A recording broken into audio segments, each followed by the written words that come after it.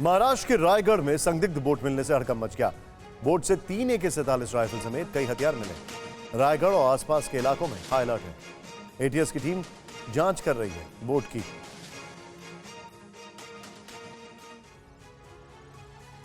क्या एक बार फिर मुंबई को दहलाने की साजिश की गई? क्या एक बार फिर समंदर के रास्ते हमले की तैयारी थी? महाराष्ट्र में दही हांडी उत्सव से ठीक पहले रायगढ़ के हरिहरेश्वर इलाके में समंदर में एक संदिग्ध बोट मिली। तो यही 2 सवाल थे जो सबसे पहले कौन थे? दरअसल इस बोट पर एक ब्रिटिश सिक्योरिटी एजेंसी के ठप्पे वाला बॉक्स था जिसमें 3 AK-47 राइफल, जिंदा कारतूस और जिलेटिन की छड़ें मिली। जैसे ही संदिग्ध नाव के पकड़े जाने की खबर मिली, हड़कंप मच गया। एजेंसियों ने बोट को तुरंत सुरक्षा घेरे में ले लिया और महाराष्ट्र एटीएस चीफ विनीत अग्रवाल और उनकी टीम भी मौके पर पहुंच गई। इसके बाद एटीएस ने छानबीन शुरू कर दी। पुलिस ने भी इलाके में हाई अलर्ट घोषित कर दिया और पूरे इलाके में सर्च ऑपरेशन शुरू कर दिया। शुरुआती जाँच में आतंकी एंगल की बात सामने आई। स्टॉक मार्केट में सरस्वती को ले जाने वाले लक्ष्मी को ले आते हैं, लक्ष्मी को ले जाने वाले सरस्वती ले आते हैं। आपको सरस्वती चाहिए तो फ्रीडम ऐप को अभी डाउनलोड कीजिए। लेकिन तमाम एजेंसियों ने फूंक फूंक कर कदम रखना शुरू कर दिया। इस मामले में टेरर एंगल सामने नहीं आया है, लेकिन एजेंसियों ने किसी भी तरह की लापरवाही नहीं की। दरअसल करीब 14 साल पहले 26 नवंबर 2008 को मुंबई पर आतंकी हमला हुआ था। उस बार पाकिस्तान से आतंकवादी नाव के जरिए ही मुंबई में दाखिल हुए थे। और इस बीच महाराष्ट्र के डिप्टी सीएम देवेंद्र फडणवीस ने कहा है कि ये बोट किसी ऑस्ट्रेलियाई महिला की थी जो तूफान में फंस गई थी। एक कोरियाई शिप ने इसके पायलट को तो रेस्क्यू कर लिया, लेकिन हाई टाइड ने खाली बोट को रायगढ़ पहुंचा दिया। महाराष्ट्र में एक संदिग्ध बोट मिली और हड़कंप मच गया। शासन प्रशासन से लेकर सुरक्षा एजेंसियों तक सब एक्शन में आ गए। हालांकि राहत की बात ये रही कि जांच हुई तो नाव के टेररिस्ट कनेक्शन की आशंका खारिज हो गई। खुद महाराष्ट्र के डिप्टी सीएम और सूबे के गृह मंत्री देवेंद्र फडणवीस सामने आए और पूरे मामले से पर्दा हटा दिया।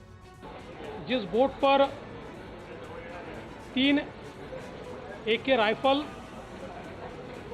और उसके साथ उसका एम्यूनेशन और बोट के कुछ कागजात पाए गए, तुरंत महाराष्ट्र पुलिस ने और एटीएस ने सभी जगह नाकाबंदी की और इसकी तफ्तीश शुरू की गई। हम लोगों ने तुरंत भारतीय कोस्ट गार्ड के साथ संपर्क किया और उन्होंने भी इसकी तफ्तीश शुरू की।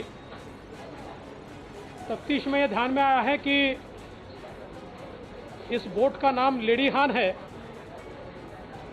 इसकी मालिक एक ऑस्ट्रेलियन महिला है।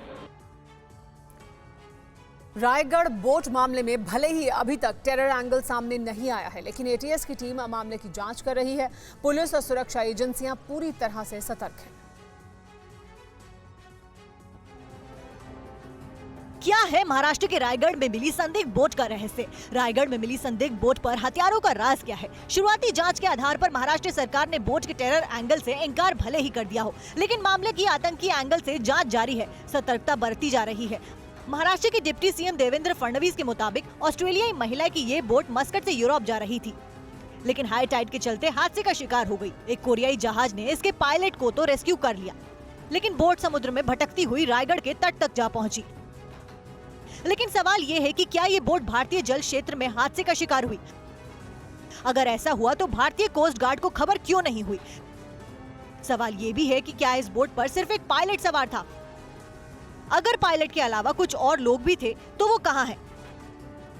बोट पर घातक हथियार क्या सिर्फ आत्मरक्षा के लिए रखे गए थे? जांच होगी तो इन सवालों के जवाब भी मिल जाएंगे। बहरहाल राज्य भर में त्योहारों के मौसम का ध्यान रखते हुए पुलिस को हाई अलर्ट पर रखा गया है और एटीएस की जांच भी जारी है। महाराष्ट्र के गृह मंत्री ने भी कहा है कि इस मामले को लेकर सरकार गंभीर है और सारे एहतियाती कदम उठाए जा रहे हैं। स्टॉक मार्केट में सरस्वती को ले जाने वाले लक्ष्मी को ले आते हैं, लक्ष्मी को ले जाने वाले सरस्वती ले आते हैं। आपको सरस्वती चाहिए तो फ्रीडम ऐप को अभी डाउनलोड कीजिए।